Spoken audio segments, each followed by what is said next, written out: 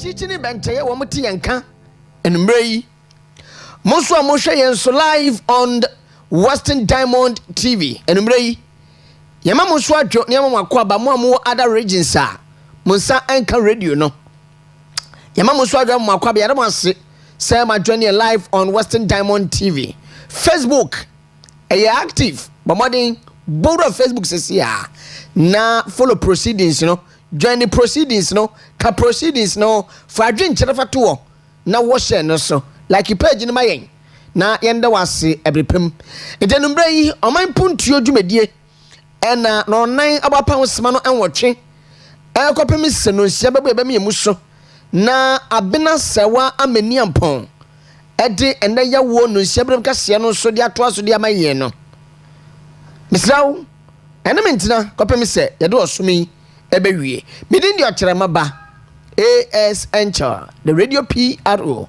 me ena nimbre batenemu ede ama osikani frempon manson osi ewo Oman Mpuntuo dwumedie so na asane ya de bia ne ye no mama Junior TV no so no yade quotation beto so na yatumi ase hoden na yewie quotation no behunu ba bia enkomo no eto na ede afa ena me no bedi nkomo afa no enda dafo bi to say NDC amanyoku and they preach virtue but they practice vice and that amanyoku bi to say NDC and womo ena quotation we me se me de ema womo na obehunu ba bia enkomo no ebefa me ba chomo yemfa Psalm 37 verse 3 Psalm number 37 verse 3 nimbrei yemfa nto yen TV no eso screen so na womo muhwe TV no so enye bi na wono enkenkan Psalm number 36 verse 3 I read the words of his mouth thank you so much the words of his mouth are wicked and deceitful the words of his mouth nano asem the words of his mouth are wicked and deceitful he has ceased to be wise and well doing. I'm taking it again. Psalm 36 verse 3 the words of his mouth are wicked and deceitful he has ceased to be wise and well doing. Psalm 36 verse 3 Afenso yemfa Psalm 101 verse 7 enfan toaso ni na kasai de fa atrofo ene ndadafo anega na ha wono ebu oman andadafo ne atrofo ne wono bu oman no womo verse womo quotation me de ma we wo hwe wo TV ni nso so a Psalm 101 verse 7 was it no one who practice deceit shall dwell in my house when yakrupo na eka say no one who practices deceit shall dwell in my house no one who tells lies shall stand in my presence same chaba burkoteshi we mu a wase obi bibia no wodi atro ade na duane wodi atro ndada ade ni nsuo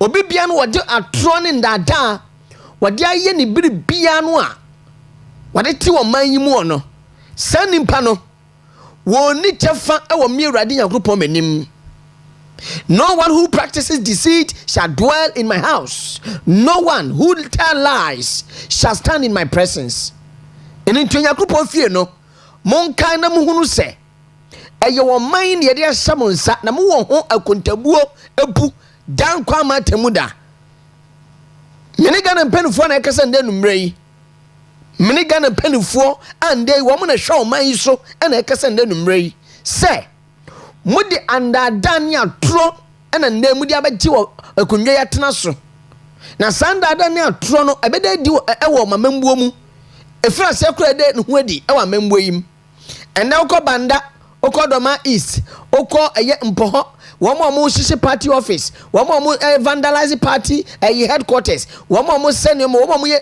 demonstrations upon demonstrations, all because your man Penny John Dramani Mahama released the first set of DCs, MMDCs, and send your one more down NDC Mebuno. Send no dia tro editor NDC Mebuno. Ebra no more campaign at Takoradi.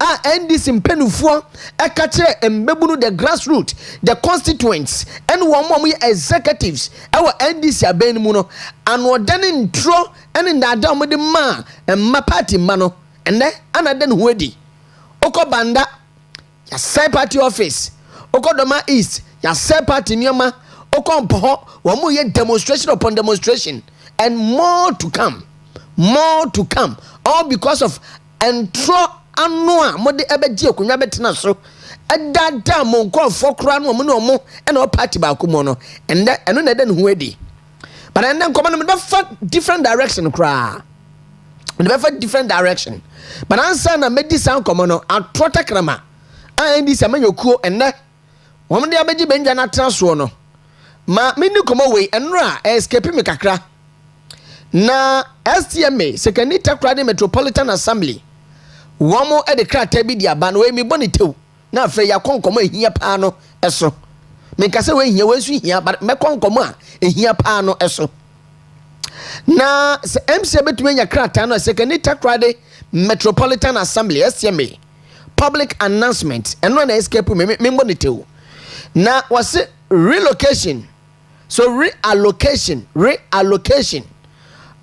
of unoccupied spaces at Takoradi Market, that is Ahimfie Hotel. Na katanu samebono tofa was it has come to the attention of the management of Second Takoradi Metropolitan Assembly that several trading spaces at the Takoradi Temporary Market, that is Ahimfie Hotel, and his MCF nya no de atu screen so e de amayen remain unoccupied. Denying other interested traders the opportunity to utilize these spaces. The assembly wishes to inform all traders who have abandoned their stores, spaces, or selling sites at the said market to return and resume business operations on or before March 31st, 2025, in line with the Assembly's bylaws. Thank you so much. On control of market 2017, traders who fail to occupy their designated spaces after the deadline will automatically lose their ownership rights, and their spaces will be reallocated to other interested traders. We urge all affected traders to take this notice seriously and act promptly to avoid any inconveniences. Signed by the SCMA management. And until here, SCMA can say, COVID by year NPP pension and not kufa de ne NPP abanu hunu yansa emudo pa relocate e reform ba no binum every market circle e de binum kra ko ajip na yansa ba ko so na ewo mu ni se na yan market circle no edin finhia ba ye eduokono ene yekire 90 plus and unti it poses a threat. Now we see yetumi sin foforo aban we bon ho body abandada no bon ho modern say we betumi esi edi awie na esan say there are some factors binti yetumi anwie na mom no wo mo yede mo kwa Ahimfie Hotel no ya sanso nya ntiye say mo agigi stores na pie so e de atamoni ase a stores no mu nyusu masa lock no na mo to ade ewo car kwan ho maji store no na matoto to store nim na mo sa to ade o car kwan ho enti yasamo mu a magigi stores ewa Ahimfie Hotel ho na munto ade wom akotena car kwan nim a moto ade no assembly ne say by 31st of March 2025 busum ye wieye obi ankoko bi no store monto ade wom enye sa na assembly no wa mobile laws na ye control of market 2017 no wa mu fra say de ye adwuma obi bia no store ye beje frene nsem automatically ye beje de frene nsem da sipi afei yemowura yen komonim ena enumbre yi ona editorial eno achi yene eye abejafo so betena se na yene wo mo edi nkomo ewo eye ende Oman Mpuntuo dwumedie no eso na mame no nko ni sei ena no Friday no a eja to edum market pizza to no endi nenu eni nansa ene mampani abedi akire kane Dr. Alhaj Mahmoud Baumia in his own right thinking, in his own right senses eko hokoma mu yakọ ebusha me say woni mu edada and was sent donate 200,000 Ghana cedis, old currency 2 billion. Oh yeah, you know, and was say, oh, a jay, I say, a chibisa, oh, it is some person who sends in for the year, and the money cement bag, you know, and pimp thousand, and the cement walk across the pa, but we talk about 1,000 and my woman. Yatetete and Penfold also one of my call Maslock for Minister for Children, Gender and Social Protection. And the woman is some call Pia, one of my call. Na what you and no so for chef is some so. One was in a year as someone similar Sebedrini. On the Mian for Muntaka Mubarak Muhammad. Once to call so come on Yako. Oko ya afei. Asamiya ya ato adwadifo yi oswofo ne se ni onu betumi aye na watumi di aboa efri ni ministry no efri onu ankasa na obetumi adi aboa ne se wode emu bag no 1,500 and wode come adwadifo no monye wo wie ne sanso a wode anwa 800 bags friends say 800 gallons angwa 800 gallons and was say wo mo sanyin kan wo wie ya wo de samina asan de account say monye wei ene ni ono no say obetumi ayade abo adwadifo no a wo mo stores ahihie ye no eno nti samsi Accra wo artworks ni bia won fan to so abiri pam no ye bebo video no watie enkomo papa ni ko di ye. But what call hono and some what kind of be one net asumu I asan yokoka yes or me money and one samina nedia of which I know say no yet the priority and no yet the first priority.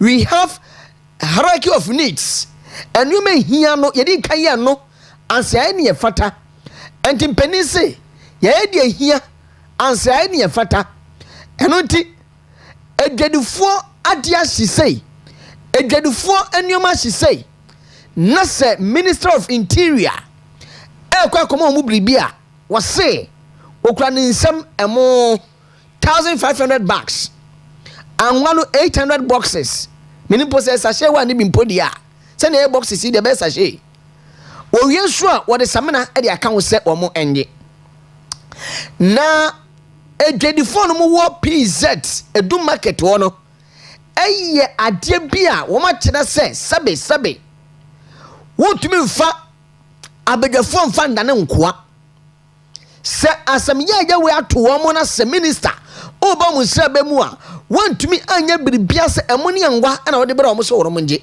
eno nti wo mo return ni wo de ban se yempe wo mo yenhia wo mo yempe wo mo entino attracts ni bi wo a edwadifo no echemu se wa mo mpemo no wa mo pam minister no ehuti atim yempe wo mo all because wo di yaw se aban NDC aban ko aba eja hihye no tonso no do NDC aban ko aba eja hihye here and there eno nti wo mo te crowd da anseja no eba be hye anseja no eba be hye se wo mo hia sa place no kra e de ayom nuama bi eno tenya wanwa se ne to kantamantofo a mo so te yese ye hia sa asase no de ama a private developer no eno nti eni nanu ani nansa eja to ho no enya wanwa se eno bi na esie eno nti minister kopie mu wa na mo che ne se enye de hia ni ye de hia ase ania efata na adia ba kwa minister ya menichi ne ho ne se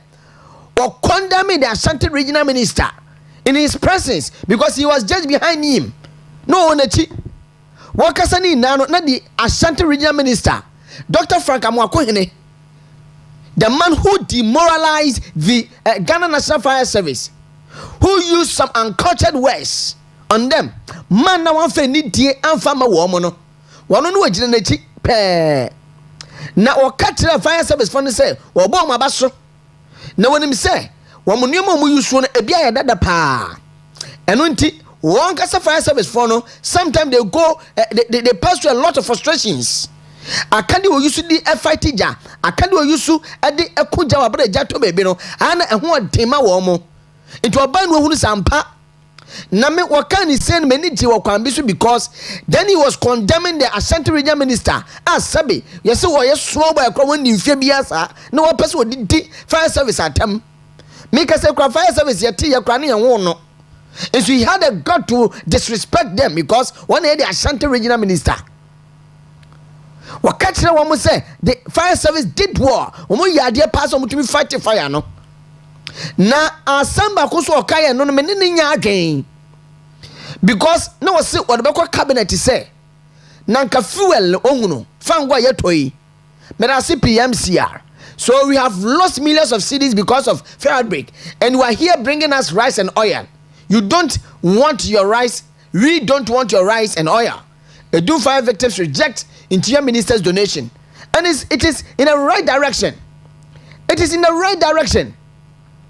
Na asema minister kan ye no say yenhwene yemfa some percentage bi anase levy bi enfan to fuel so no wase wode beko cabinet no man he say at least 10 pesos bi anase say 5 pesos bi mpo ane betumi dia to fango so a na Ghana fo a wonu to fango no etua sane be ya betumi di retooling. Then we enhance the operational capacity of the Ghana National Fire Service, who bound up to catch a lion. We all know in this country that ministers mount to fuel. We all know, say, ministers as well for mount to fuel, mount to fango, and that levy. I'm a person who to fango swallow, one moon etia.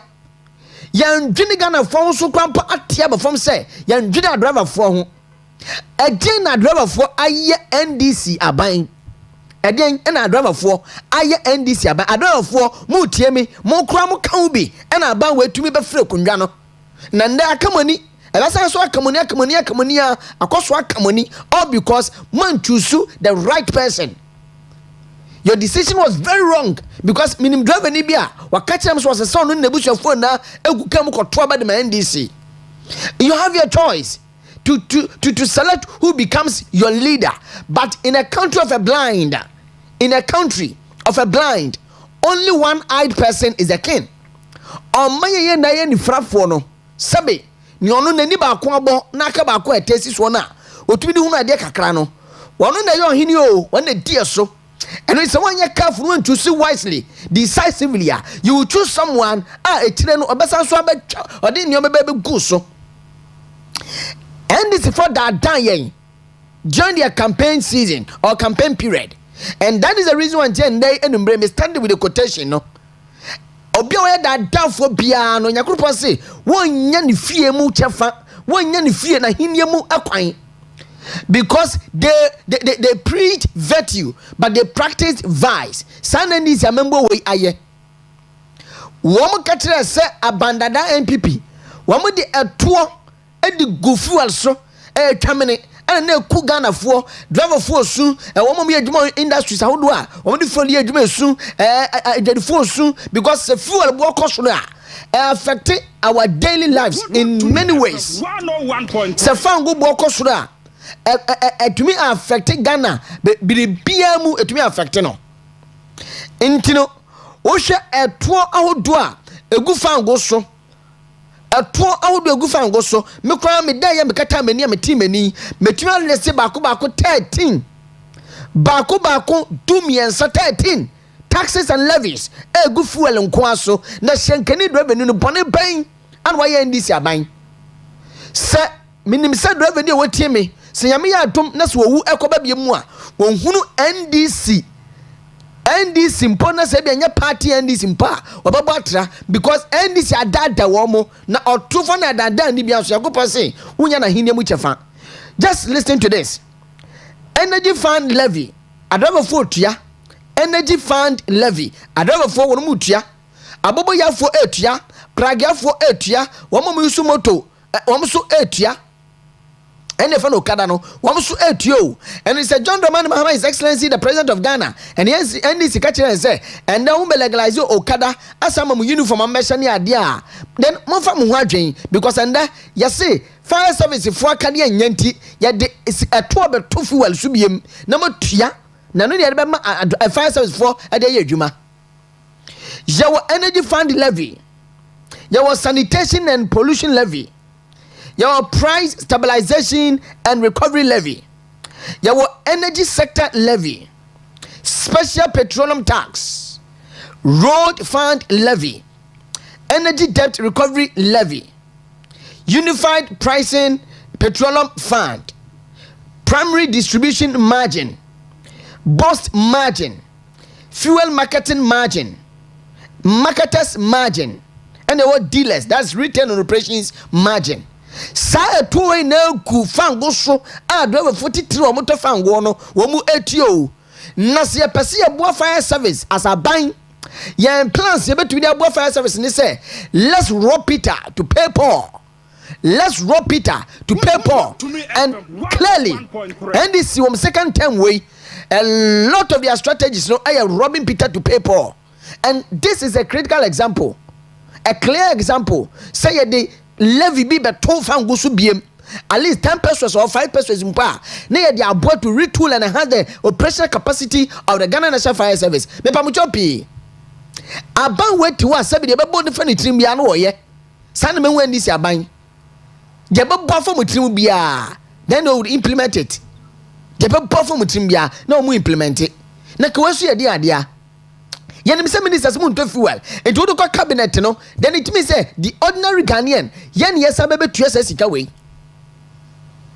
And now we ready budget near the 2 million Ghana cedis e dey to say the whole Ghana National Fire Service for and then dey more na mo dey Ashanti Regional Coordinating Council 24.99 million Ghana cedis even for that 2018 crown no as so saying fire service for budget allocation dey ma wo mo e dey ni ni attempt 2.711 billion Ghana cedis at the co-presidency. Assistant 78.8 million Ghana cedis. Say they call a friend say government communications.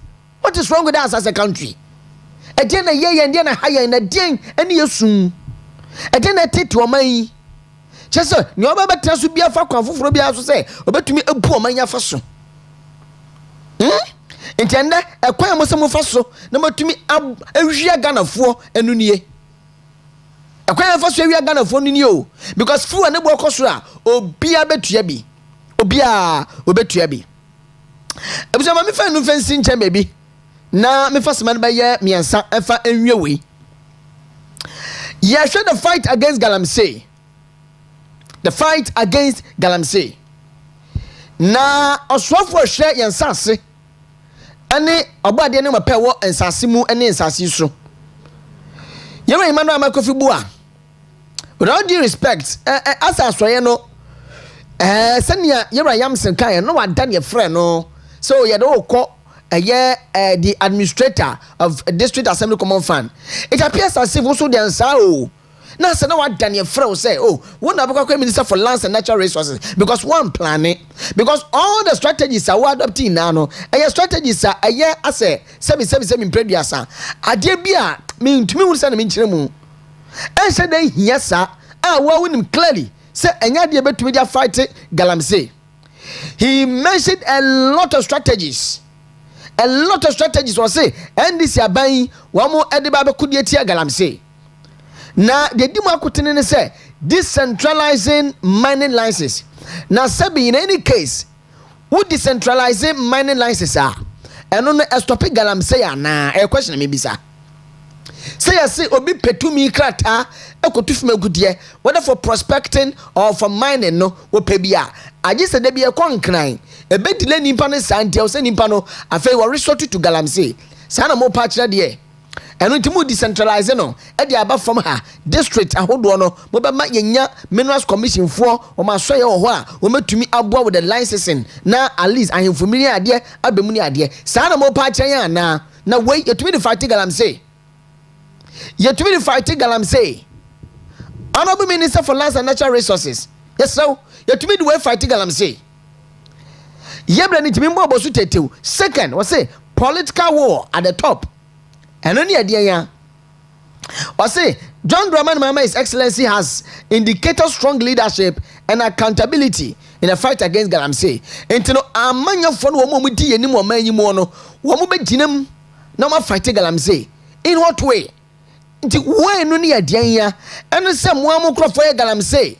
De bi ebo Oscar Forela bi a win MP ya bobo mpenfa wudo bi a wo ye galamsey wo aban we mu even to the extent say in some training bi won kan etumi aye survey a kira say the executives of the NDC dodo na ye galamsey no na mo ni be bia galamsey ni problem ni efri ba the root cause of galamsey now fei mo say political war on the top ene e de nya wasaso ebo so say Tree for Life and Blue Guard den sa sabi Afianga boys ye nano yakwada wo madi wo mse ye de wo kwa fight galamsey na nura enda kro bi bisa question mi say sa akwada na nde ye so onko river no so ko bo ho ban no eye member of parliament na ne pie no etu galamsey no the DC na nde yabo ni din no wo mu kro ya na etu galamsey no o eno nti wo mu so ena yi sa akwada say wo mu ko training no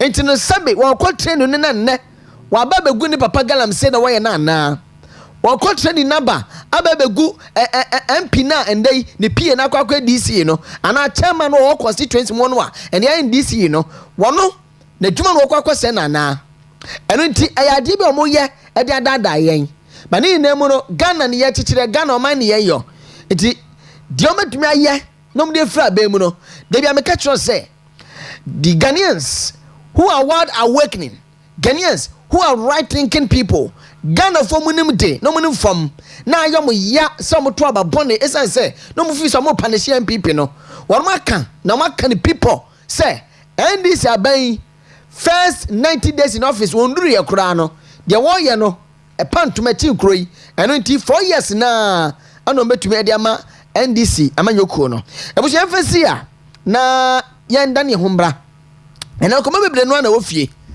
ena no ne ma pani John Dramani Mahama what they krata bi through his spokesperson Yewra Felix ofusu kwache wo mo kire mu se Chief Justice Gertrude Araba Esaba Tokonu wo mo nyi no enfemfiri ade so as the Chief Justice of Ghana na wo be say nkrofo me ensem na petition mampani of which you don't know any petitioner.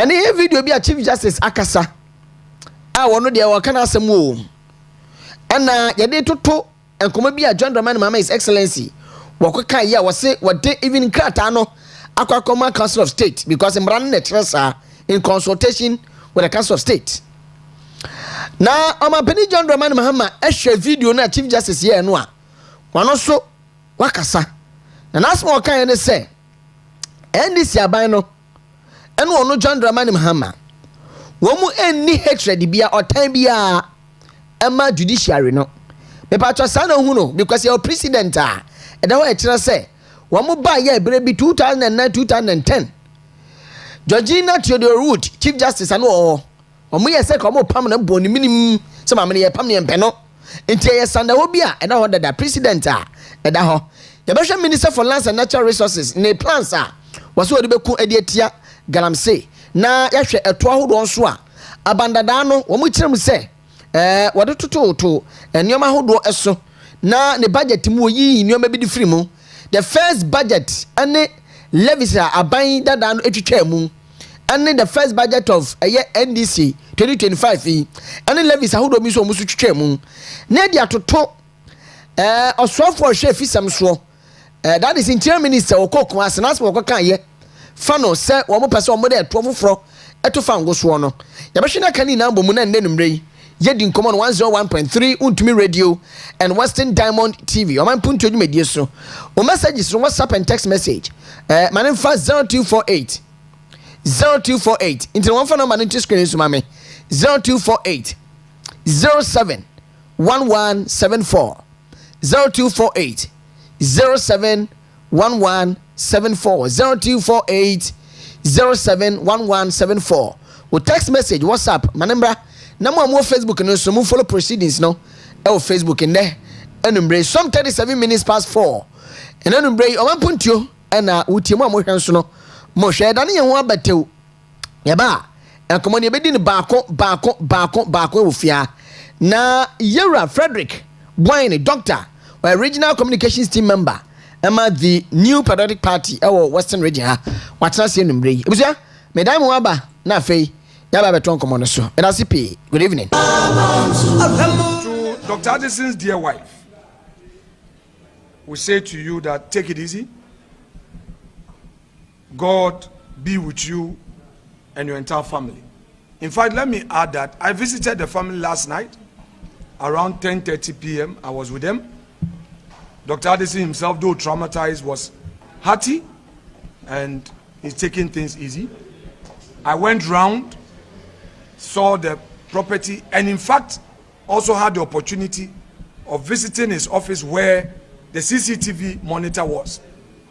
And it was unfortunate the way Jakpa and his men carried themselves, dismantling the CCTV monitor. If indeed they knew that they were on a lawful path, why dismantle the CCTV monitor? Why take the monitor away and all?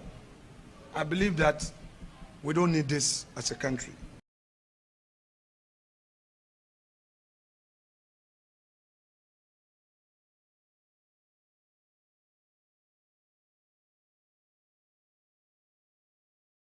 If you need no matter adwene moka ese campaign no no say corruption to matter adwene say oh corruption is the be politics as I say omo ba yi omo ahwe nkrata ni mu a ekote ora nyina sa ora yi yaka say omo ni nyina so e kire omo beji tu mo so omo ni nyina so ahon say o ba de adom yeso ye ho ye paye krekrem ye da nyame ase yankopɔ de wakan ye aka ho be na wo hwɛ se ne no ma ekono a ye bedi e dokono kwa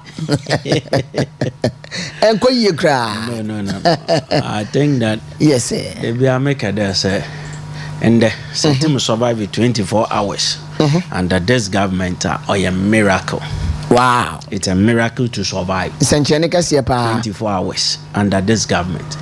Because what is happening since at least 3 months, it is very serious, and it's always a miracle for you to survive under this government. Nice one. And in the NDC communicators are on radio and some cannot defend 101 they wish they would defend, because in the anti-fa propaganda and from really Ghana right because you can win election by prose, also you can win election by poetry, by govern by prose.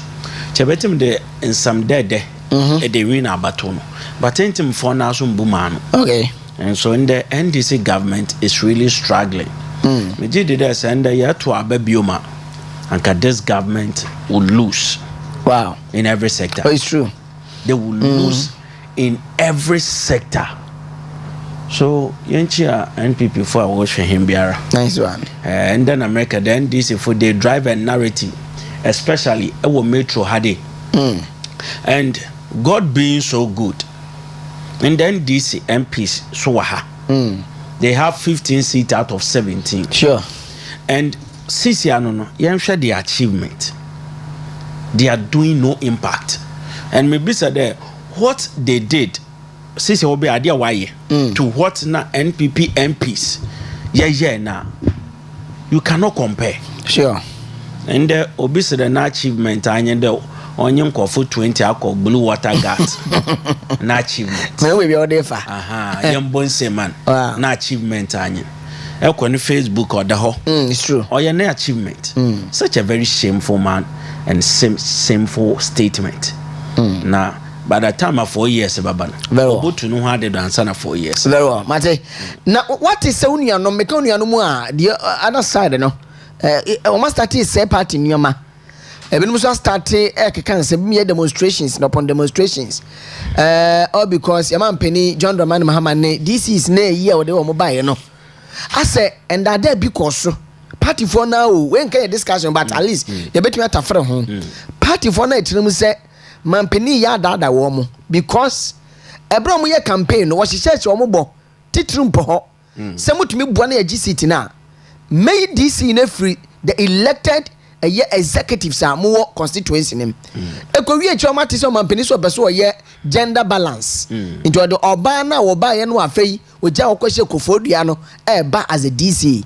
And only a demonstration, your church change penra. Oh, okay. Oko Banda, Oko Doma is on the mass separate of his cry. You see, I said, don't get your cancer. I say, I don't quite for petum near the Yansa for a woman. Now, this is the explanation of that statement. Sure. And only Dedi. Banda Dialeke in the Salaga North constituency. Okay. Wallace show party and Yoma. Party cloth flags Wallace shown. And what did they expect? No, so they are telling me that they trusted His Excellency John Dramani Mahama. You trusted him. That as some kind of election campaign obey abre we win the power. And this executive, now if you trusted that word coming from His Excellency, then you trusted him at your own loss. Okay. I'm a message them poho. One farmer busi. Oh, sir. Mpo one farmer. Ya keka be die. Efiekuma Majid. One farmer. One farmer. I no put the aton hasem dada. Takoradi. Fed one farmer. I'm a message within 4 years. I will rule NDC within this metro. Wow. Whatever that will happen, I'm a meti. And NDC, don't be surprised when Majid Grugu needing Wambema. Because the party executives in the are arrogant. So your hand time. Yes. Oh, sir. So on put one pede needing Krawabeti. But the grassroots and the callers and so far, you see that they are mentioned Majid Grugu. Yes. I will make a decision and count on you win a ban. But I will call on will make a decision with Accra and count. Okay. And Takoradi the lawyer Fedu wouldn't need pono one found compo. But the red pen has now. When do a few kumakra, no way do shama. This is NDC for you. Nice one. So what is happening by next week or Baba? And yet yeah. And then I make a one radio station the next week. Okay. Say Dine Bar. I'll come here and at the mobile baba mam there. Okay. Indeed. None of these people will be mentioned. And when they're during the nomination event, what's what Jiska and Sana? Sure. Wali Jisika, hard working executives, the party was waiting that they will pay bribe before. What do we need dinner kwa Accra? That is NDC party for you.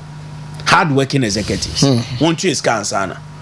And what are you expecting? I'm the Metia. Whatever happened, you come here and talk about. Madam, say MCM rolling video no Chief Justice Gertrude Araba Esaba Tokono MCNA GNA4 crowd logo be done in chain. Sa video no and you know mo rolling TV no so na yahwefo so nhwe bi na etifo so ntie radio no so ye wi ane de Oman Mpuntuo John Dramani Mahama so wa address say NDC aban no. They don't have any form of brofun ko use no cry de nya brofun cry ram you say anonymity say de brofu bi mu odudu animosity towards the judiciary cheso mu ni otan bi ani bia asa adwemboni bia fa judiciary no but nia aba ene de yate ene nia eboba no e dey the pefe say wo mu ebro bi show move for judicial no. This a video na ready. Yentie Chief Justice there no.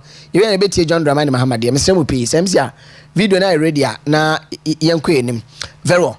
Se video no so ready so a then me yenim komo. Se video ni ready na afi abo e de ayeyi. How do you see the current government when it comes to judiciary? What does this mean for Ghana's judicial power play or justice? Yes, but you video, why? Video. Ensuring that you have the competencies to be in the place that you are put. And I was reminding myself of recent conversations when people would say to me, "You have held up. You have done well." I was listening to our Lady Chair on ensuring that you have the competencies to be in the place that you are put. And I was reminding myself of recent conversations when people would say to me, "You have held up. You have done well in this onslaught." And I realized that what has held me up is the assurance of competence.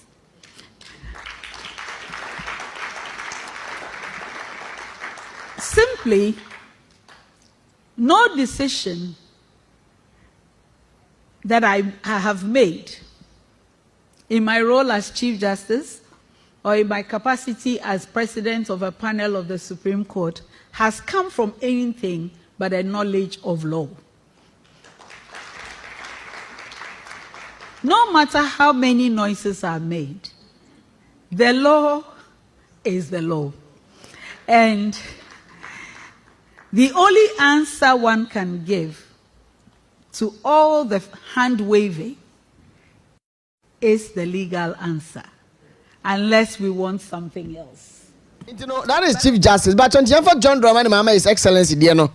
And we here want to show a day a Chief Justice, you want to answer. But I say. Human rights and investigation of significant killings or murders that were committed to the protection of human rights and investigation of significant killings or murders that have remained uninvestigated. And so I've urged the police and the investigative organizations to look more actively in cases like Ahmed Swali, and that is how come a first suspect has been arrested. We're hoping that his interrogation will lead to further arrests of people.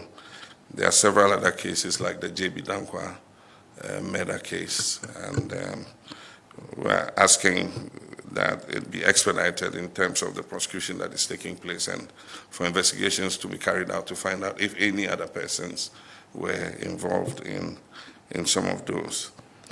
And so those are ongoing. And then we also have the issue I thought I should raise of the judiciary and the perception of the judiciary. I believe that it is not anecdotal.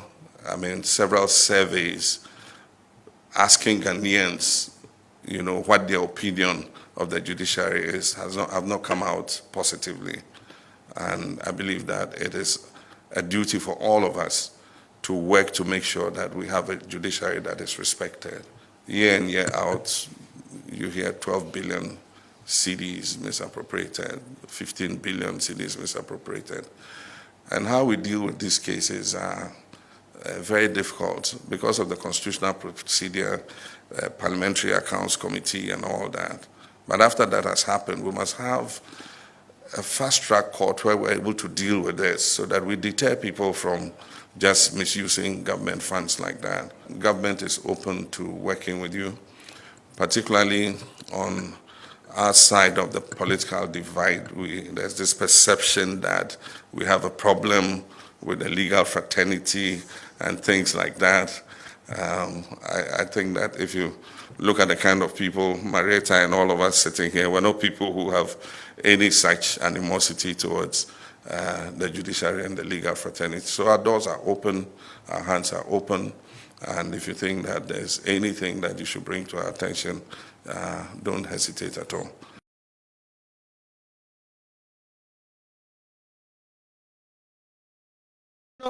Dog, you need go. You see,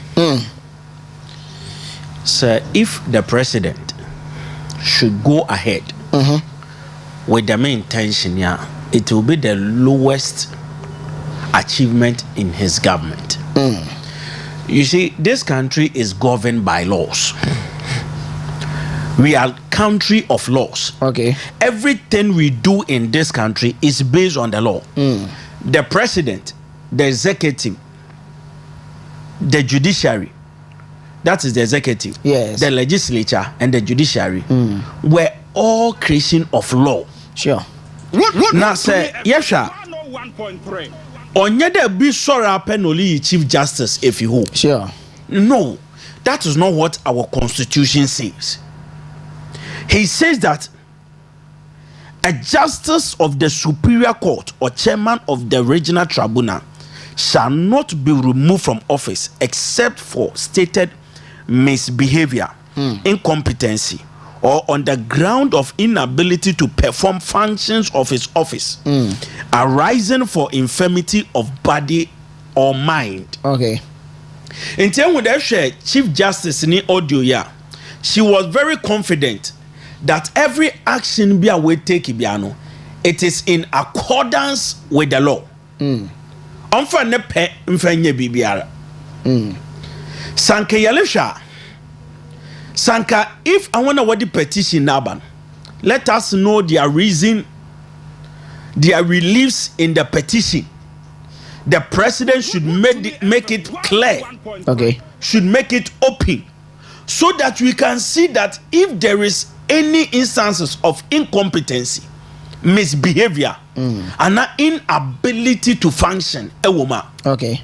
But one can send a petition among now you don't close the petition.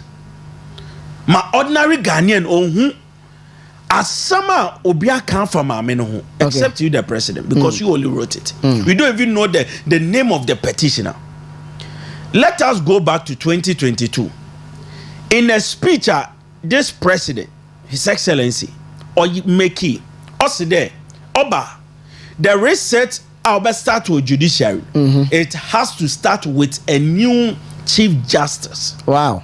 So the man from 2022 is having the intention of replacing the Chief Justice. And Yenshe, Chief Justice, no friend Georgina Chodera. Yes. He's the longest. Yes. And the first female Chief Justice. Yenshe Mamino. And this is so sorry, Tiana Dama. Sure. Born obedi 2012. Yes. Election petition. He was the Chief Justice. Sure. And this won. Yeah. He affirmed the president that he's the president. And for you know what bon same what mama. You see, Obialen Kade, Chief Justice no, Senejuma and Swenya men yinedio. Okay, but maybe MCA, may the pictures be mamo Chief Justice, Chief Justice, Georgina Theodore Rood, now workers and this for crap on Pamano, and other stories, be no actworks nibi war, and workers are more trust to their mammy. Yantraso, Kafra. Yes. Yanka the mammy men pamno. But let it be upon a formidable grounds, a formidable reason that Mamin will show act of incompetence, will show act of misbehavior. Another ebia oni awadena obetim wada occupy that office. But on these grounds, it is very shallow. And we will test the president on this tangent to the barest level. You will seek this fight to its logical conclusion. Okay. We will not allow the president because you are president.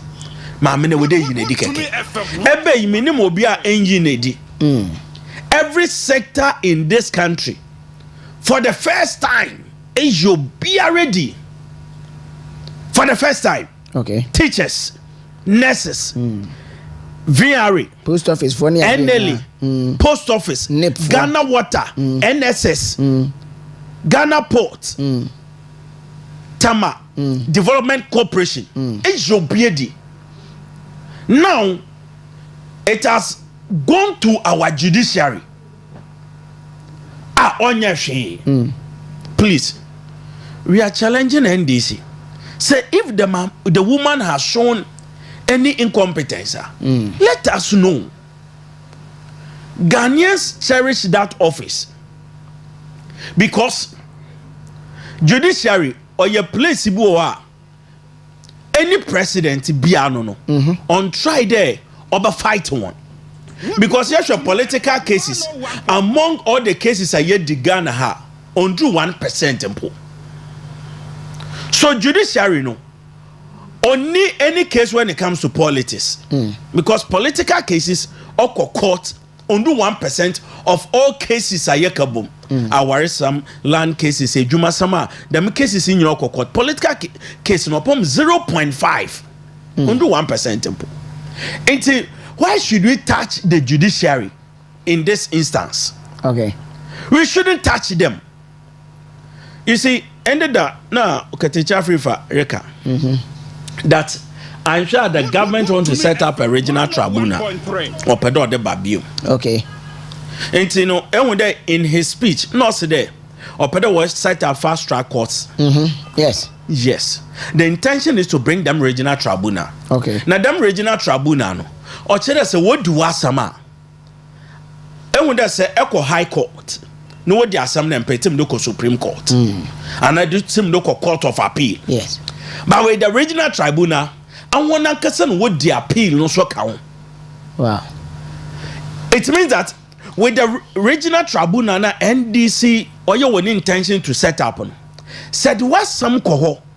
Let's what detail what detail. There is no cause for you to go for appeal because the appeal will come to them again. NDC want to take over the judiciary in a Rambo style. But every Ghanaian should not allow that to happen. This is not about politics. All right. It is about setting good precedent. And all the president who will come after our president will follow. Okay. Yes, but Doctor, you heard here. Oh, is Article 146 now? We can kind of clause 1 now. Okay, you know. Oh, hear about clause 6 and clause 7 now. It's not easy. So, man, penny. A person no. Yes, yes. So, man, penny person will be a man there. Then it means that so or pass it through this article. Say, friends, clause 6 and 7. No. Now, I'm making clause 6. No, I'm for 7 and 2 answer. I say. Where the petition is for the removal of the Chief Justice, the President shall, acting in consultation with the Council of State, appoint a committee consisting of 2 justices of the Supreme Court, one of whom shall be appointed chairman by the President, and 3 other persons who are not members of the Council of State, nor members of Parliament, nor lawyers. 7, let's say, the committee appointed under clause 6 of this article shall inquire into the petition and recommend to the President whether the Chief Justice ought to be removed from office. And even here we don't know the petitioner. Yes, we don't know the petitioner. And Oman Mpuntuo, Sanka, before you start even this process here, yes, 1, we need to have incompetency, misbehavior, and inability to perform. Yes. Before Mpansana, the process in trigger. Yes. So the petition now we have to see the component of the petition. Okay. If any of them falls within them category, before you can even proceed to that place. But say, Mami, that every action be a way take it is in consonant of the law. On taking action be a la or okay. In terms that the woman one way or the other, that's the Chief Justice way, one way or the other, trying to make it clear that he will not just be a walkover when it comes to her removal, simply because a new president, simply because on your electing you want to take her out. So per her statement, he will not be a walkover. And we will all support that cause, that he will not be a walkover.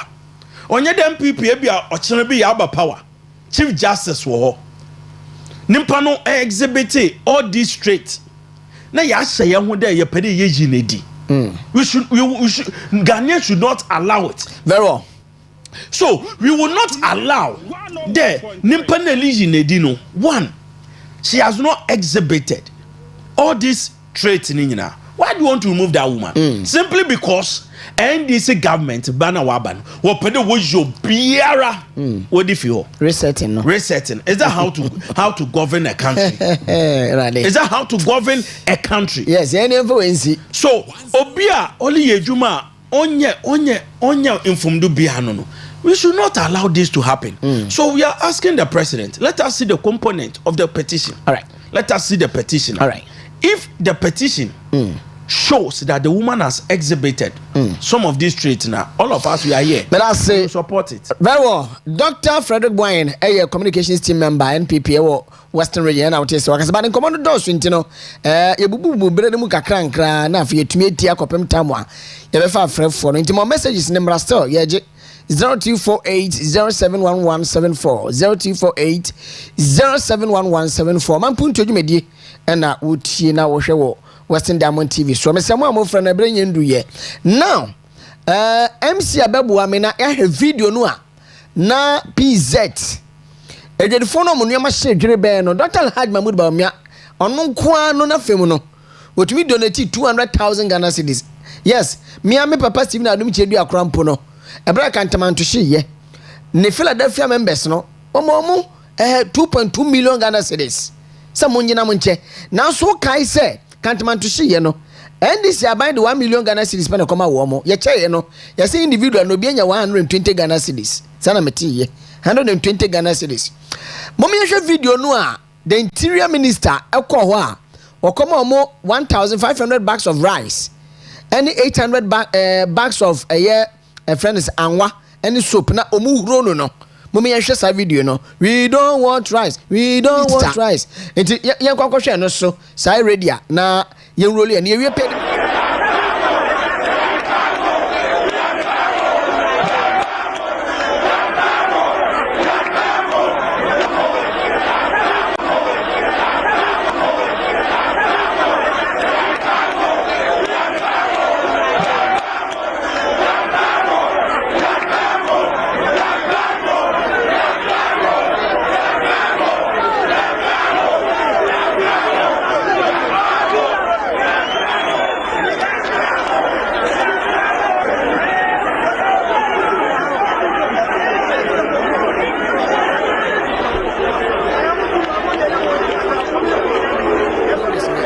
So ntino ye credit to omo ntino yankwanko tie minister so ena me more videos upon videos se ne be ya enkomo no utie obetia sie ye pa na ma mo hwa so ma hwa no matia sie ye minister ka asem bi se what be ko cabinet near the levy bi e dia to fi so but you go tie no so embra the contribution in my view. I'm doing a paper to cabinet that look, the fuel that we buy, let's dedicate just 10 pesos per liter. And now all of us needs to also make a contribution. And the way to make the contribution, in my view, I'm doing a paper to cabinet that look, the fuel that we buy, let's dedicate just 10 pesos per liter just for fire. Because as we speak, when I went to the Ministry of Interior, I realized that the newest tender that we have was procured in 2014. That's more than 10 years. You and I know the way they run. In about 6-7 years, they become obsolete. Yet the newest tender we have is more than 10 years old. Why? For the whole 10 years, as a country, we have not bought even a single fire tender. So sometimes we all blame the fire officer for nothing, because they are using obsolete equipment. So sometimes the frustration, they go through so much frustration themselves. So one of the things that I think, if we can do even 5 pesos on a liter, what it means is that we'll have a dedicated fund to support fire. Okay, you know, well, guys, you blame the fire service for nothing. Now, Frank, I'm queen. Any image me, he was say, Papa, what the meow? You didn't come on. Let me deal. You see? Yes, sir. What has happened? It is very tragic. Send the one you be 10 piano. I was there a friend na a shenum crap. Of course, on ye easy. And the widget in our best show in this manner on ye easy. But the regional minister, the content creation regional minister, TikToker, TikToker. See, this man, Anka the president will be out of second first and the regional minister. And him there, that video now Orekasa to the firemen. Now ne blogger. Jina channel only video. And I connect TikTok page the me video no da ho. Yes. Or the net TikTok page. As some bam a jealous show them no. The man was able to post for TikTok content. Hey, say onye no one yawanwa anka in this circumstance. Etimi jira mo show video. There do kwake content. What type of minister is this? And when the Gabriela Tetekede, the president is making the same appointing mistakes now. Or in 2012, he's making the same. And this man is a clear example of the appointing mistake a president and why.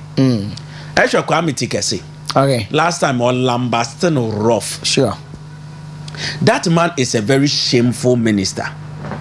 You are a very, very shameful minister. Eddie Agra in Chimba, they will not remember you that you were once a regional minister. That's some abadam. Imagine just you a video. Every time I did a to TikTok page. Wow. This is the type of regional minister we have. Now, Honorable Muntaka. Ejidifona, the traders, obviously 3 million Ghana cedis in your man or washo. Obine di sika fisika 200,000 Ghana cedis or showe. Nasi, the evidence was there. Nasi de kwa kama nemu. Nangwa. Do you think that will be a niska 2 billion 200,000 Ghana cedis why you on here and manangwa? Dabi. What I thought does NDC want? Ewa Shanti region. Now, a bit of traders now. That the cause of the fire was the doomsday. Sure. The cause of the fire was the doomsday. This is the doomsday NDC Waben Abu John Jinapo. Otim Kade Yeja 5 hours fuel. Now, Waluka Koto fuel nibi. So maintenance nampuna wabku wabeyano. We will not see the effect of doomsday. Sure. Fuel not turn over him. Next still Eko Kumasi for 3 days. With him the light out him for 3 days. And I am almost a 145 MVA capacity of a friend is saying transformer. Because of doomsday. But still, it may be someone there. With the narrative in Puerto to with what they have also said. Where is the light? Nande Obiwa Shanti Regina. Otim od the sumu for 3 days. Why? 3 days. Why? You see, NDC government or a very wicked government with capital W. Wow. A very wicked government with capital W. Yeah, but every sector is facing the wrath of the NDC government. Every sector is facing the wrath of NDC government. That's for sure. Yes. And therefore, Konfanoche in the in the surgical ward in India was stop operation because they don't have water and light. Every sector is facing the wrath of NDC government. So, the different put it why the part of the same one. Nasanko, yeah, in any place, and it would have been worse. Sure. And what they are looking for in that the government will come with a good package to hold them. Yes. You see, during His Excellency John Dramani Mahama, the time he could do some 4 years. Oman Bibia. He couldn't give Ghanaians anything to hold or caution us. 4 years in India. And that's what I baby. A just day, doom so day, nothing. And down in the NDC, the minority comment in the appearance. The mere explosion was seen. She community we see all. Last time during campaign time near call, I'm in Fee East. Yerban watching Apiatino. It is a very beautiful community. Yes. Okay. No, Billy Kade. I go. And then the mere explosion I be see last month. Okay. What's the NDC government in Okyeremaba? He just gave them 5,000. On see hope you. So that person was making the main comparison. Okay. During MPP time, the main explosion, look at what the government did. Look at what NDC government have done. So clearly, NDC government is really punishing Ghanaians for voting for him. While punishing Papa. While punishing. Takoradi, 3 days in they pure light our part of the city. Every day. Perfect example, your Queen of Peace. Yes. And I just said, yes. Since any region, Pehinibi, or to the other side. Into one do no. Up on this side now. You team demi from Anopa to Adiching. And pocket of this city is experiencing doom so. So you libis a government in a day. Yaba bonin ye de ye to about the man. Yaya bona. Yaya bonon for yam from the Nchahe. Now make sure that we have constant energy. Because the president, Tamo inaugurating, he said that doom sona work at 5 hours in Wakano was solve. In terms of what are we seeing right now? Mende Kumasi, Ikrono all said them. And you have still adopted that Ogwanufun syndrome, that personality, that shame found. Which you might say you, on say you, shame found. So we are telling the government that this is not why Ghanaians voted for him. Sure. We voted for him because Osi or the race set or the bar. Na see de baby obiano michiano. And when you more tuning in Juma reba, or better taxes a do, or better petrol do, dollar bubble foam, can leba 1 CD. Can waba 1 CD a president. Dollar na atoda, fewer no atoda. Or cook a catch a Jamestown for there. Well, I want Jamestown for what you can wa. Dr. Baumias or the digitization number. Can Jamestown at all that, Mr. President? This is not why we voted for you. So please, what Ghanaians are looking for is the promise you made. Your 24 hours economy. Since you are hemfa. This is your 24 hours doom so. What job creation or hen? This is your working for the day by day. Dollar na kada better do no our hen. This is what Ashanti region for no. We bisa wenya answer. They have resorted to the main spectacular ye. So we are telling the president, Mr. President, Mr. President. I'm here free. Okay, on okay, che. Nana do danko akufo the stupid. We are talking about the economy. You are also stupid. Yes. So, Mr. President. Or to so be asking what I think the US. Yes. Also replied. Yes. We are stupid. We are talking about the economy. So, Mr. President, we are talking about the energy. We are talking about job creation. We are talking about dollar na essay edible before no. If you don't have answers to this question, it is a good time for you to resign as a president. Very well, I say, young folk come chat to one on fan and she shall soon have can messages kakra 15 minutes past 5. Most messages in Bebrenoa and a trooping in. But may we discussion na into me and messages, text message, no WhatsApp and any idea. Now, Brother Wayne, I tell about cool my Ghana says Galamsey. And we have 15 minutes to discuss this.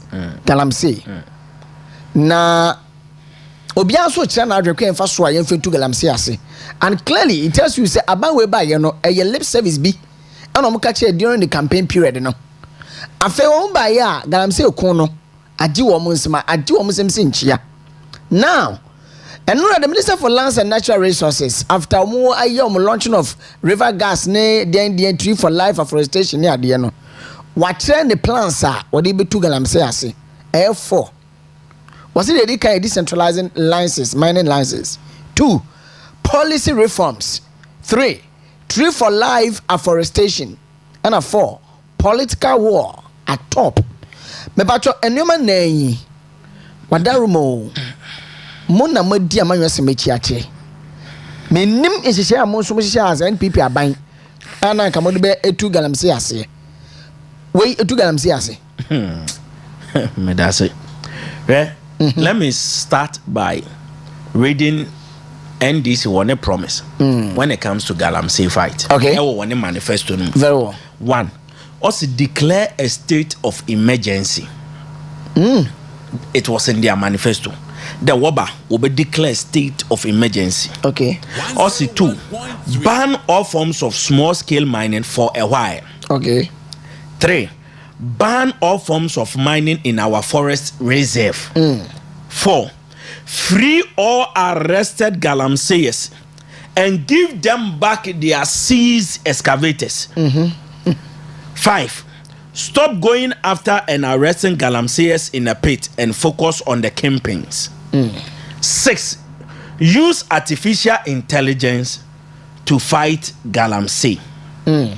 These were the promise of NDC. Okay. Let me read some of the Facebook posts. Okay. Of major players of NDC. All right. May start with Sam George. Okay. Ossi, galamsey is Ghana drug trade.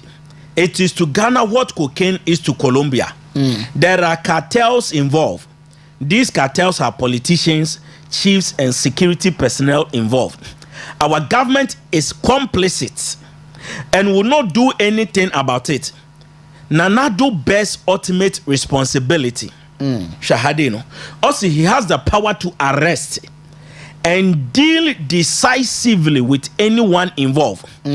I don't care which party they belong to. They are wicked and criminals. Deal with them. But alas, Nanado cannot. He is complicit and beneficial. If you want to deal with this canker, we need to be honest and brutally frank with the truth. Okay. Sam George in the post in you. All right. Na yembi say yehode. Yembi say yehode.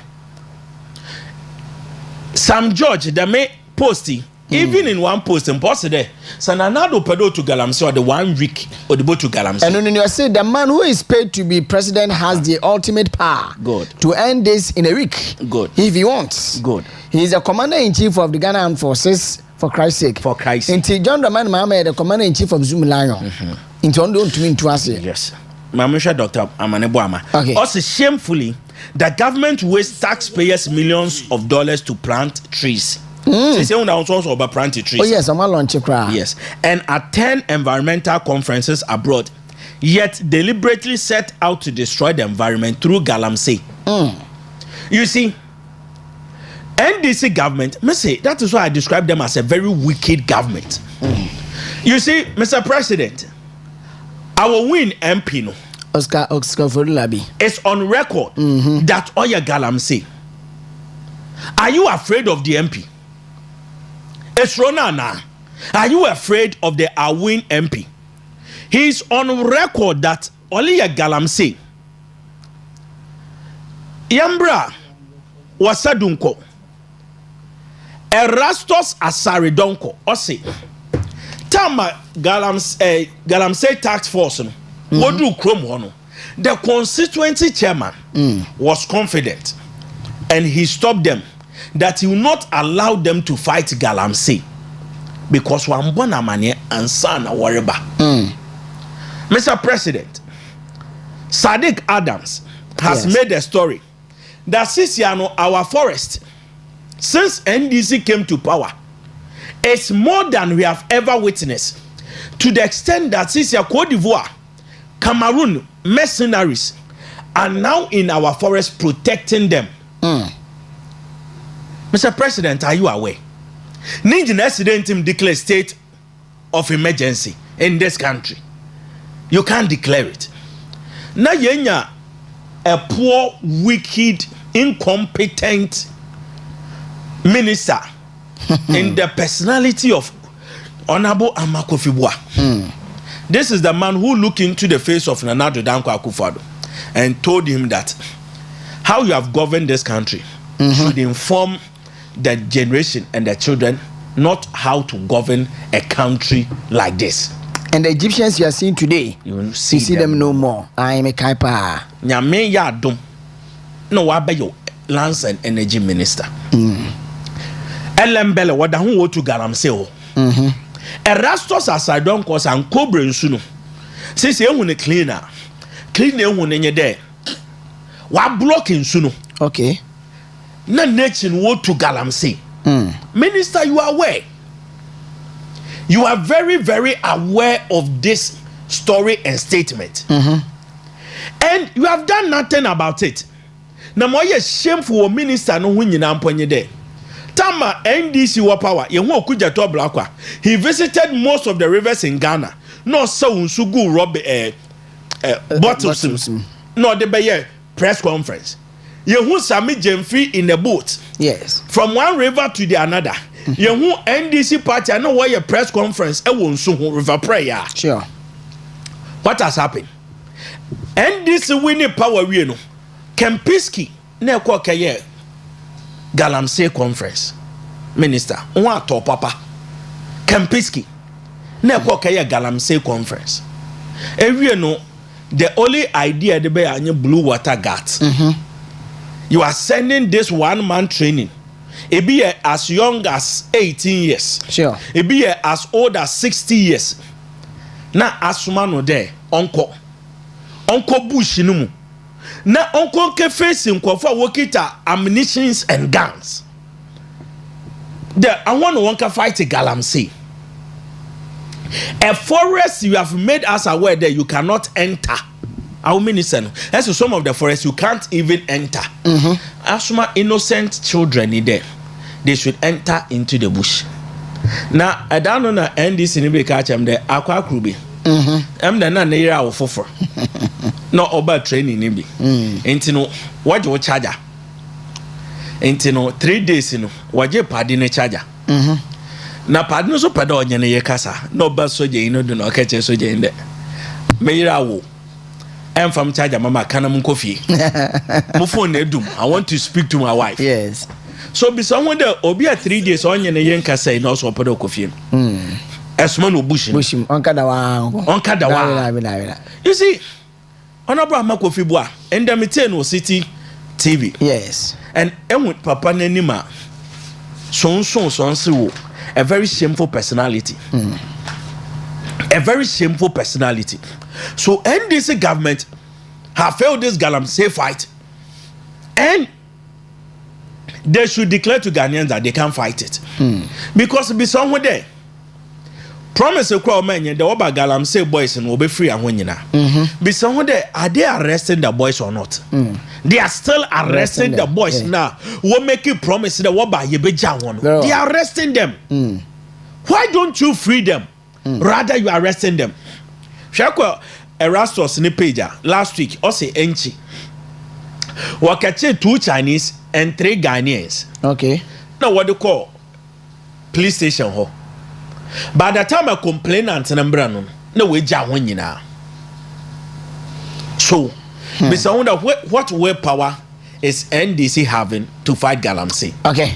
Now, Maman Kadamasim. And him there, LI 2462 now. Yes. What's it? Nanado Dankwa Kufuado Dabana. One man in Kwafu Tumi Mwoko Forest Reserve. During campaign, Wakada Waba will be Yefio. Yeah. They repeal that law. Sure. Do you know that they have sent a bill to Parliament not to repeal for amendment, but for amendment? Sure. An amendment, a warrior woman there. This time around, the president will not have the authority to sign the license. Oh, so now NDC still will grant people the permission to enter the forest. And to be someone that some can do to Ghana in Binitim. Man, another Danko Akufo-Addo no yen him or 2 tier no. Ebe aya. Show me what Galamsey fight no more hand na aye. Very well. You have done nothing, virtually nothing. Rather, you are even doing worse than men people. And Ghanaians have kept quiet. Okay. Democracy have before no way. Still no attack NP before. Captain Smart away. Since also Johnny's Bite, and the program friend Johnny's Bite. What's this on Bite Bium? Nobody you see where the mean to use for air. What's it now? Johnny does not bite. Also, I fan. What's Ella? Okay. Batizano, your matters. So now, where are these people? These people every morning they took over the TV station, lambasting the president. Professor Jampoway, Labor Union over him. Labor Union almost went on strike because we kept the president no nyashi. Where are the Labor Union? Okay. Where are the Asofuya was sorry tia na nadu that where are they? Very well. In Suno than where is say. In Suno or than where is say. And they are there. So NDC government has failed the Galamsey fight. They should admit and apologize to Ghanaians. And admit that they have really failed. And they are not the party that can really take Ghana forward when it comes to managing the country called Ghana. Very well. May I say, Dr. Frederick Wayne, and what in Ghana, your phone messages can come from Twassonave, Yan Pekim across. No, good evening, boss. I wonder how a container got missing. Okay, so this is yesterday discussion here, you know, but what the message in the bar. Greetings to Honorable KK Sharp. Asante Akem Atrede Assemblyman. Inti near one so ediba yeno eni. Okay.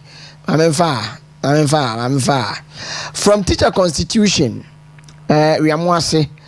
As the youth jubilated over the removal of the betting tax, Mr. Mamon Francis here. Okay. Mammy young Weduma, Sisera from young Weduma. If she never be the atom, she said, my lucky line, it's one for number. But it may be atom now to me a remo. All right, so from Teacher Constitution, we are more say if those whose stores were burnt in a doom, Kumasi have rejected the items presented by the Minister of Interior. That is a step in the right direction. They need capital to restart. Their businesses, not food. And then the NDC for pay a Dianesa. What are they doing? What are they going to do with rice and oil? Greetings to Honorable Mavis and Cancer Wedu and Coca.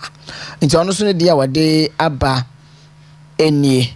When so say because you guys are okay, so I say we said that o found the eka sabe and some hunu be trying.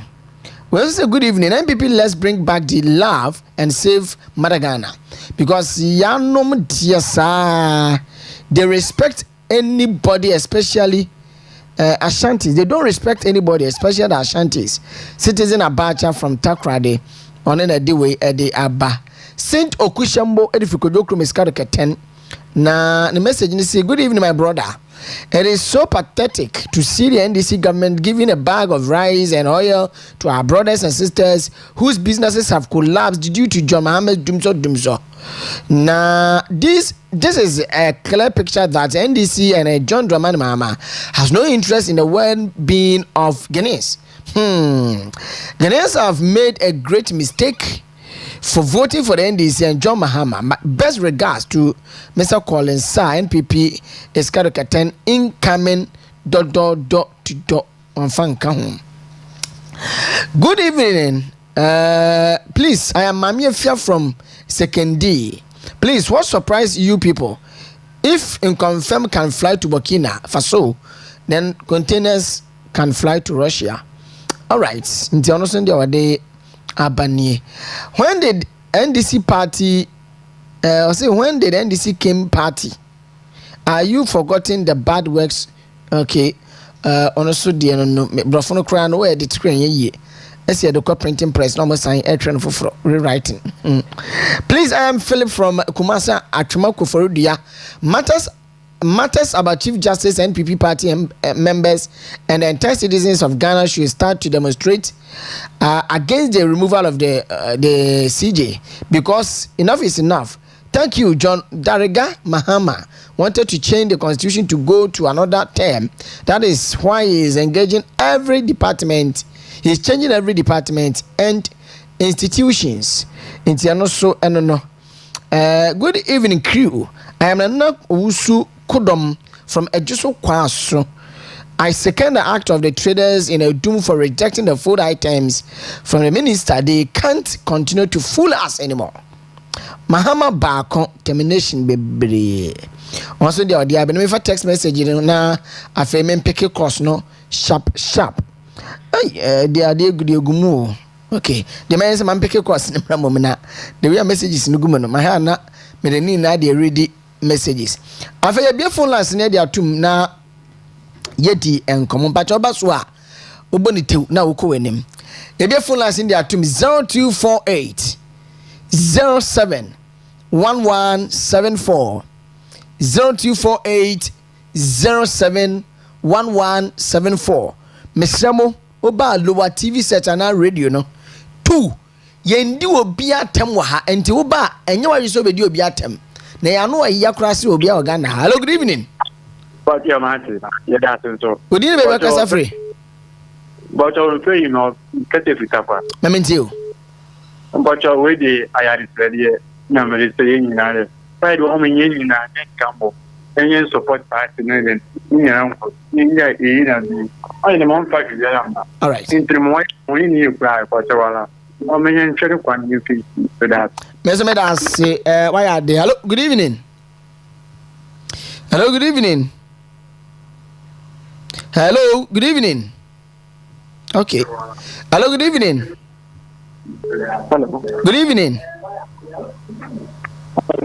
Me patcho tie mo phone no so. Why? Good evening.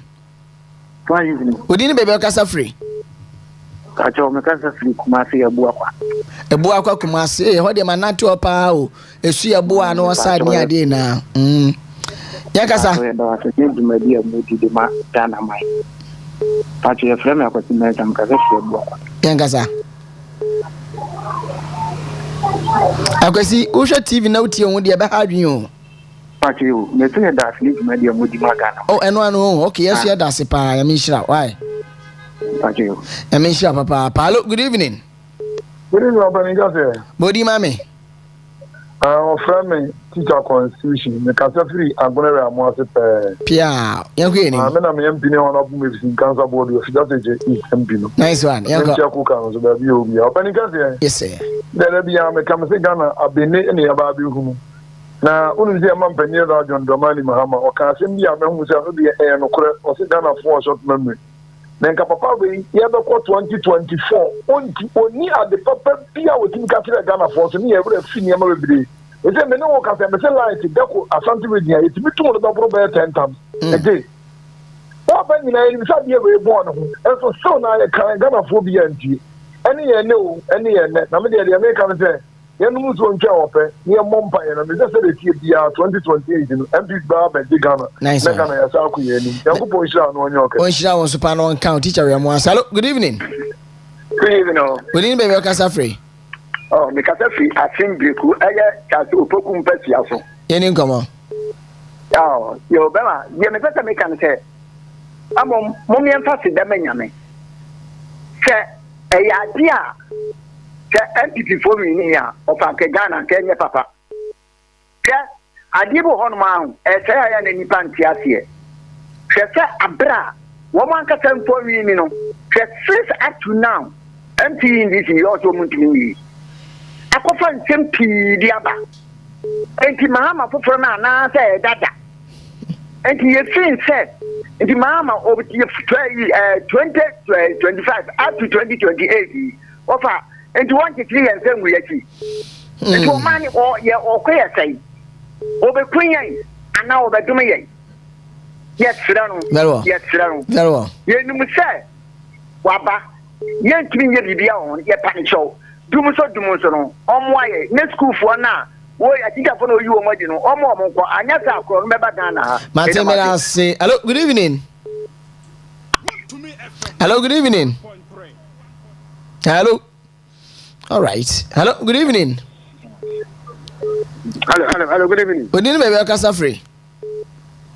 so from this representative ya Ementio. yo chama ya da wasi ni mapa wali wada bua Ghana na MPP kakra mo ya kan de I don't know Ghana for yen ya tan yen kala ti ya ko black and white this ano o de MPP e di maden na e kan wo e maden pa ne power na Ghana for the ones who more condo. In Gua, they are the ones. I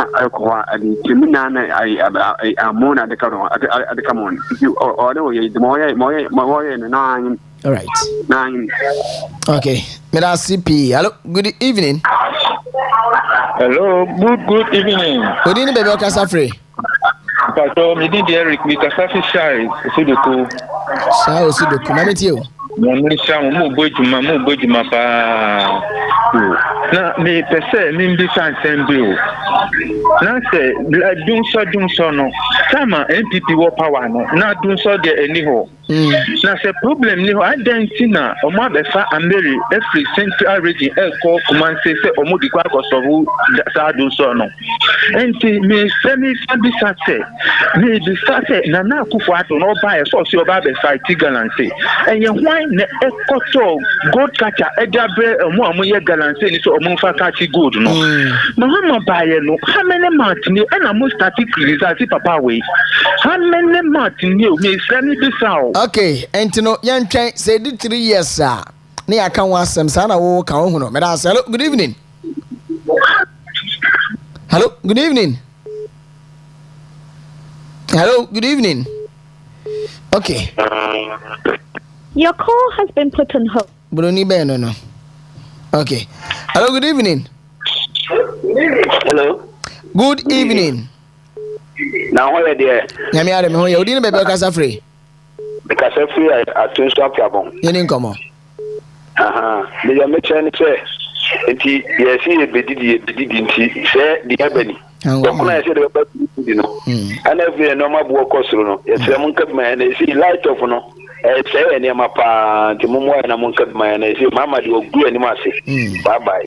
Bye, Madam CP. Hello, good evening. Good evening, Okasafre. Because of Takoradi. Udino. Udino kutin kunuma. Yeni nkomo. The pacho. Baja, many MPP nipa. Hello. Metonka. Me MPP nipa. Nano pay me cheki is say containers be. Yes. Na na the policy be can say ya MPP ni be say I didn't be able to Chinese in Jibo. Ma wa MPP ni na bisa say no kura na. Me mate say bi okopie Chinese bi okra me ya kire no. Ba so abo MPP ni bi din de maintain ye. Badawma. Okay. But I see the deal. Ya kire mo an ma bi so amoso mo hwe na mo nka. Na ma fo kasa bia yempe. All right. Mate, me da CP. Yami shira. Hello, good evening. Fine then. Good evening, baby Okasafre. Oh, me kete kisama. John.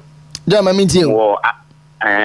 Ibada me fe firu na minti a oye na na kwam na de che oye MPP sanka chian go to sanka ma MPP amen. On se ni tapo mun so den na mo ti dia na tia. No be obey. Yes sir. Na me brother. Muko masam da. In fact, Miami bebia oyo. Miami bebia oye. Then see them. Then people. Yesani yechia da. And can feed them mo be sigan and onye. But yamena do me the MPP. Ya be yechi. Ni yechi ya about to twins am say ndine. See ya share. Yen ni anum NDC. Amembe will be a brother. Who don't care kra. Let me say, it's a babucha.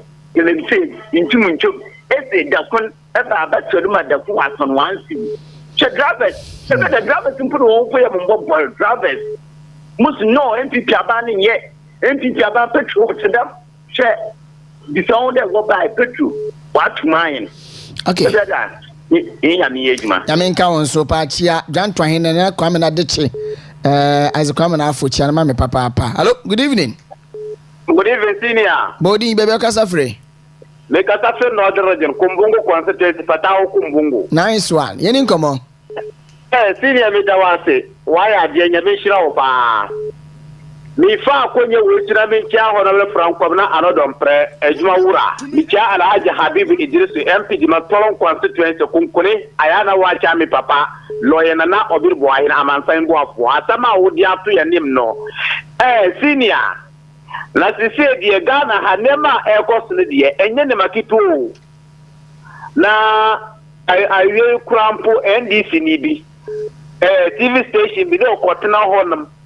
Asema okaka nyinala ho ana me freye ana me bisa ne say nankasa amre krampo nankai wote NDC ni bia oko TV station radio station na upa Ghana fo achew because then na me can say ye wura John Dramani Mahama onu ankasa tema oye campaign no krampo tem bia o si o mai ne moye dini yantman to bibia Dr. Mahmoud Bombe wanya de no Ghana fo to abama no ti sie krampo ke babia ye kwa kwagina Entro krampo yantmanto. Sisi bibia yantmanto. Omaini moye dini. Omaini moye dini. Nema ekosu no krampo enye. Misre Ghana fo anase MPP fo Ghana fo. Yato ye collective akwa koto kunkunti. Enono enye bibia o. Yenya butle 2028 ebay. Minese MPP. Yebesa ba power. Misre Ghana fo.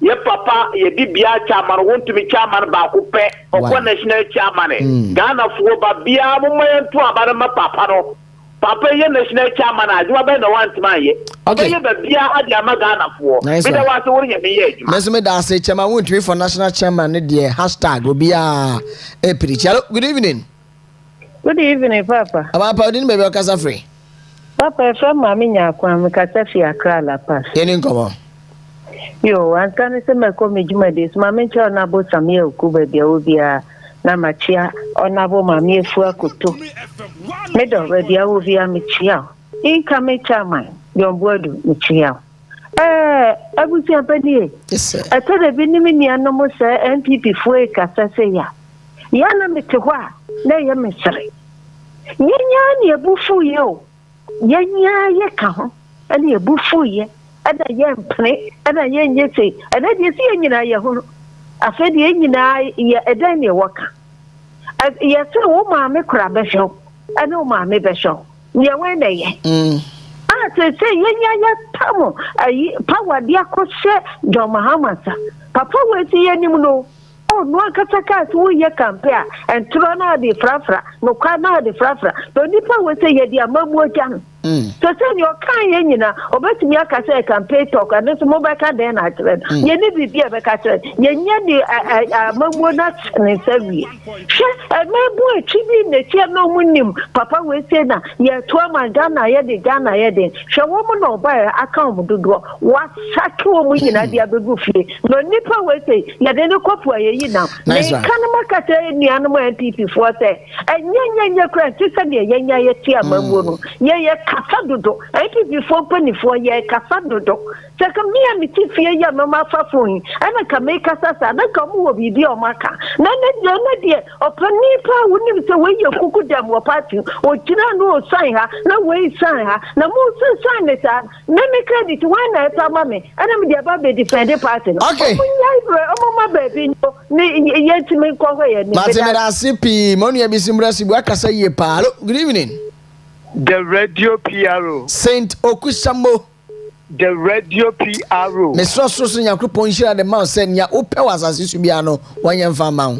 And me per 2028 power no ai. Eno ana yakopon say bia ma wo. Amen. Yango. Ya me Oshamo papa wejuma papa wor body pre. Oman Ghana ni Mpuntuo na kanko.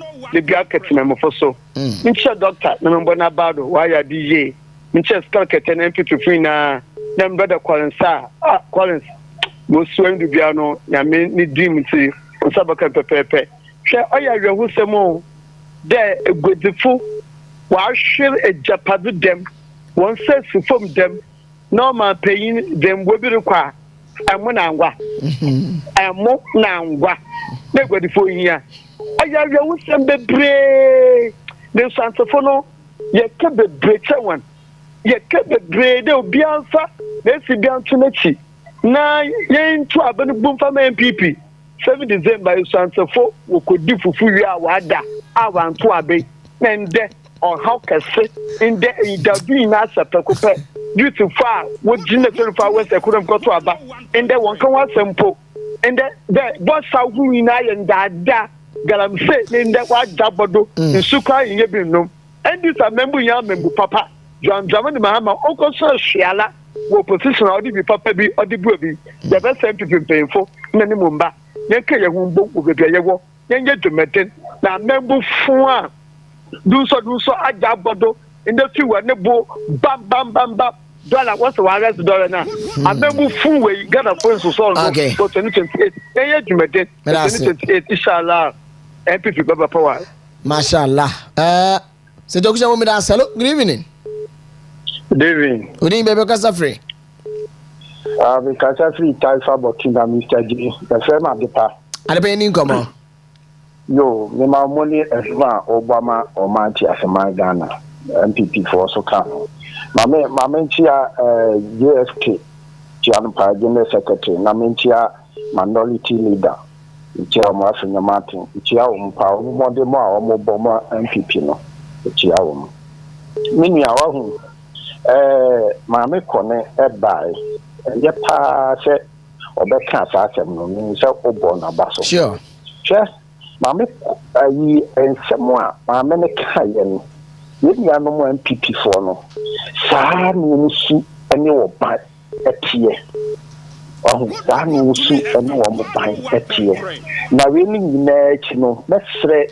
MPP for empany for ene MPP for yenya yebo MPP echi dom no se yemfa ni nyina ngu baabi ye wo mre eda yanim yakabia mo ma ye twa so na party no yenhu ni pomasi bre ba bia ye di besie empanifo se ebi hye wonu mu a na oto bia bi ye se die na hye ye no mu no ya wi sawie etumu ma yenku sade deje no mu no na yenhu ba bia ye beyi edi atom ase mi anu MPP for me sira wo mo because se ba bia mamu ne kono time kura ye tutu ye ntamu a wanhwe ya enkofo wei ebeta wurem etumu mi enkamom mi anya ba ko ye ntimi enkogi to me no 2028 oni nyame nyaduma nyame nka won so me for frefo hello good evening evening brother ni mpacho I want to say nyame ado me ho ye pa odi be kasa free ma fremo sa fe kura de me back the pawu kafra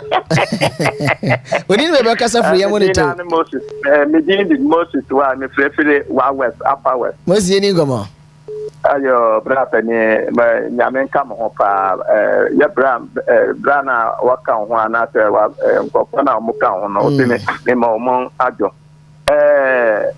Ghana for onim ya papa mama ne no nkofo o ma dane o man Ghana to say onim we dey say apan but so ti bia so aya wo dane na to na we dey akire bia no foro na wa ti ni sidase ana endi to for dane o man Ghana sana o dane o man Ghana tata ya dasha ya mama kuroma kasa savana region wantuma botta na ye bigana kese nyina hwano so one ye no betima ya fan region unu ba ho da hwe ya kwan afan nyina tita pata bia nu a obetima afaso a obebajo na wono ba be hwe Ghana nyina kama to ya Mpuntuo ba ebi before na kasa no ye diabo sabi ya se yankwato aba ya mu bi kwan so za akwa party no ya enwo sanso ni enne Kumasi Yesu aduane endi tufa de aduane na omo betro ade papa bia this aduane sam kwa okay that ni mo nyame ya aduane America me the last caller we be wi hello good evening openi family we din bebe kasa free oh me da se pass di ni wie e fa no dikro e fe Accra yeni komo se amemu ayebu a ye de ni se Ghana for ma ti de nyame o me ye bia me fa me ho na mom no NDC for na say Ghana for to ban NDC no say nya papa yi sana boka enunti na motuma na motuma na say o ma ye sade ya woyi o me pam ye ma ya yo mi interview na ye let mom no mo ko ye djuma ba o mi adawruma nipa over 200,000 aya fa mo djuma na papa yi di dakro o ye yi won nyina di eneyi na ogusu yi nipa di we ti da mutu sa ba yi e ma na mo power na mo de man no wa sade that power no sisi mu odi miamu odi tete mu so se na ne ko fado e ba ye na afi ba ko pe o ye ni man ansakaye ka sipa wo meimu e ba papa Rollins je papa je ankasa po kan se e ku fado ye ma memo kwa ya kondo ade me person ka meye ni 20 years amenti nanya no or the 10 months I get in our gun animal. Papa JJ, I can't ask me for an echo for anybody. I don't need for youngest Ghana for Yaye. Okay. Ghana for first up. I got the with them. The agreement say, ever friend for this na Dr. Frederick Bryan found last comment in my doc. Just some 2 minutes right now. 2 minutes, you know. Now one caller was talking about container now why you were ported. Okay, let me explain to Ahwana Washer Henkakra one name as some way. Time NDC be taking over on 24th of January. John Jenapo Nankasa Kedweke inspected 3,000 containers at our port. On 12th of March, or Sansu Bakede containers in our port I want me. And the Abakache and the containers in 1,003. 1,111,1,003. Why? And that was we call containers in a 40. The container wire 1,347. Yeah. In test 40 1,003. Each container was valued at $500,000. And the container was why you know they must see this more 10.8 billion Ghana cedis. And the first classroom block was to cry 1 million Ghana cedis. Into them container now why you know who's can contribute 10,806 unit classroom block. Divide the 10,800 by 60. And now so divide by constituency 275 by 10,800 divided by 276 constituency. By 39 point something. Okay. It is here look of 40. Or the constituency be our Ghana. The main containers now are you no one sikano and kebetim they see 46 classroom block every constituency. Into Takoradi and Kotina kebetim you see 46 classroom block. Okay. And this is for Atwandamadi and then you are making a story that NPP ni bikawo. Obedena NPP enda yeti etime ratama port. Ekwo you contain 1,300 pieces. And this what you are from Enwa. Okay. This is the party we have voted for. This is the party we have voted for. Corruption all no. It is so massive that he won't be there. Now say this in Ibina Rekasa. Messi be somewhere there. The me containers and cobetim with the 6 classroom block. Okay. Medeman reason. Containers in Madia no woman. Cables in electrical way no. Na meters. Meters. Meters account. The me meters no. And with that from last 2 years in Yano, customers no, I ain't use prepaid. Ne be complain the otim to prepaid kese. Okay. Inteno or your specialized meter on America, Germany, standard near one or Buama wo consumption no okofo. Okay. Inteno on or your adjena nanado danko akufo do of Ghana ho. Ah, or mo akra the meters no daba. The one from Bob Wine. And then this in Soria. Where you them container in our cotton eddy. No, 2028. NDC is going back to opposition. That is where they belong. But I say, Dr. Frederick Wine, a communications team member for Western Region NPP Edimu. But I say, pen embrace or become a day and come away a day as share so. Messages in the Brenois and Atiakami. I don't watch now. I'll make sure, sir, making messages no door. At the amount to be the message by WhatsApp, ni text message, you know. Madam was a pa exactly 55 minutes past 5.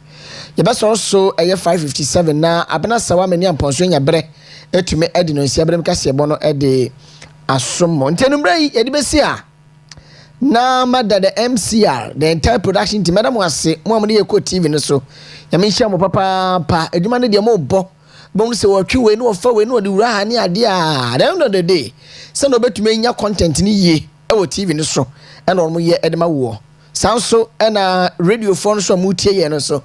Yamisha, papa, Pamidi a pass your queen anymore no. And come more yam says say ya, and even the chinsa, and the best from Oman Mpuntuo media so on Untumi Radio 101.3 and Western Diamond TV. Mitinemu Edema Osikeni Frempong.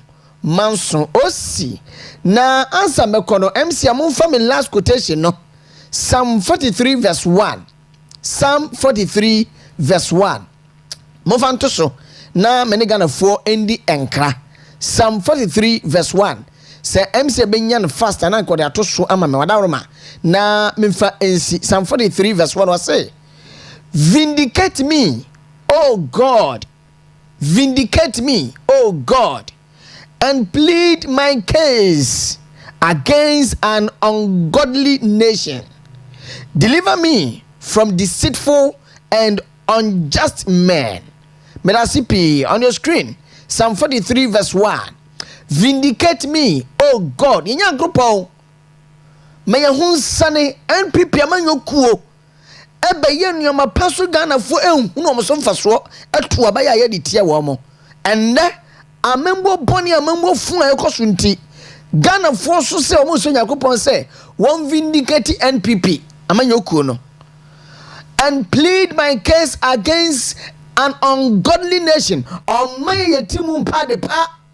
On my God yetimu pa de pa. We are the pan yetan wo. Deliver me from deceitful and unjust men. And this amanyo kono ada dying. Ano meji to me. Nyakupon chi enfefru omo 2028. Psalm 43 verse 1. Melini Okyeremaba AS Enchill. The radio PRO. Mesoroso na abana sawa meni ampon. Eno siaka sebana twaso. Ja Itabi Ajagra Rabasaka Abinzi Abaziabaruku. I'm out of here. Good evening. Now we hear our friends praising themselves, claiming that they are fulfilling their campaign promises. They are selective fulfillment of promises. But I need to remind them that what they are attempting to do is not